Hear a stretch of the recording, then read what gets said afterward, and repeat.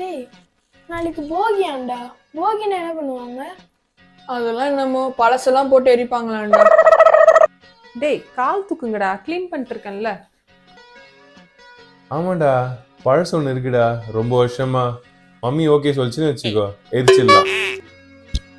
என்னது? இல்லம்மா, ரொம்ப வருஷமா வச்சிருக்கிறியா அந்த தொடப்பத்தை சொன்னேன். அப்ப நீ தொடப்பத்தை தான் சொன்ன. ஆமா செல்லம், தொடப்பத்தை தான் சொன்னேன். ஹலோ, நல்லா இருக்கேன். ஹாப்பி போகிங்க. ஏய் போனே வரல, யாருக்குடா ஹாப்பி போகி சொல்லிட்டு இருக்க? நில்றா டேய், நில்றா.